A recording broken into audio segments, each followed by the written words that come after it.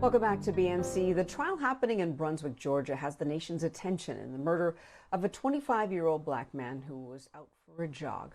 But there's been countless time spent on who's there to bear witness. Since Friday, the judge has denied multiple motions for mistrial simply for the mere presence of black ministers and black civil rights leaders in the courtroom. The judge has refused.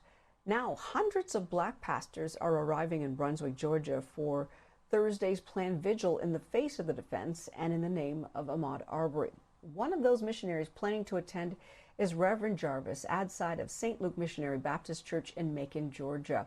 I want to start off first with defense attorney Kevin Goff expressing his true feelings about black clergy in the courtroom in recent days. Take a listen. We don't want any more black pastors coming in here. There is no reason for these prominent icons in the civil rights movement to be here. The Arbery family is giving up seats in the public gallery so that these gentlemen may be present. With all due respect, Your Honor, the seats in the public gallery of a courtroom are not like courtside seats at a Lakers game. All right, Pastor, I reviewed that for everybody to hear, for people in case they didn't hear that. You have decided to go to Brunswick, Georgia.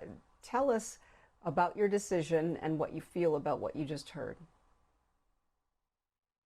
As a millennial pastor, I have been certainly heartbroken and disappointed over the comments that that got out all over the news and perhaps went viral. And I knew after the comments were made that that was a call from Reverend Al Sharpton and other community leaders who are influential in the black community, asking pastors to galvanize our efforts, turn our attention and our focus on going to Brunswick, Georgia, not for a political agenda, but simply to go and be the hand, the feet, and the mouth of God, to provide to support to the Arbery family, as well as to the community of Brunswick, who so desperately need support, need hope. And so I could not sit back. I rearranged everything in my schedule this week so I can be there. And my goal is certainly to go support, to stand in unison, and to be in prayer for that family. So Jesse Jackson was in the line of fire yesterday and Al Sharpton on Friday, yet they stayed to support the Arbery family. What does that say about the work that black pastors are doing right now and having this spotlight on them?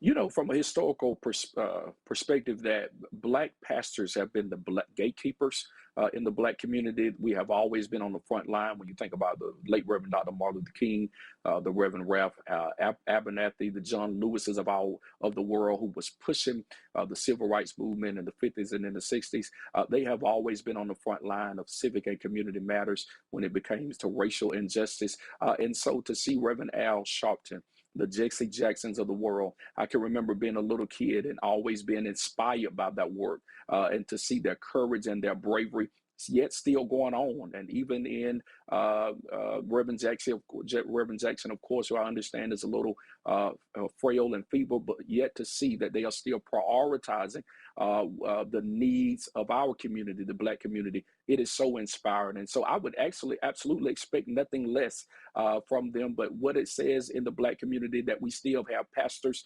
who believe that we are the gatekeepers of the black community, who still believe that America is an inclusive place, and we want to certainly make sure our voices are heard. We do not want to develop or be silent and or mute, but we want to make sure our voices are heard on matters of social and racial inequality. Yeah, it's going to be interesting to see how many pastors arrive in Brunswick, Georgia. But what's the bottom line message that you're hearing from the others that you've been able to interact with? The bottom line message is that even though defense attorney Goff has want black pastors out of there, the bottom line message is we won't be out. The bottom line message is that we are coming.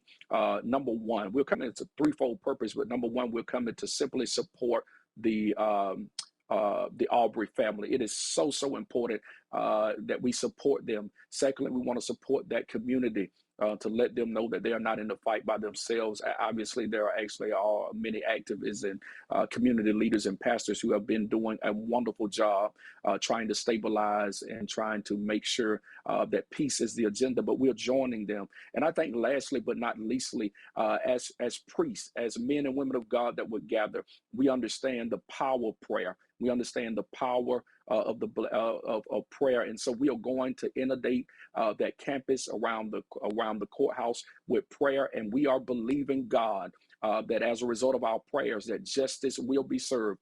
Many people forget that God is a God of justice, that He has a long history throughout scriptures of siding with the oppressed, the marginalized, the Black community, and so that's why we are going to let the world know from Brunswick, Georgia, that we are united and we believe that God is a God of justice.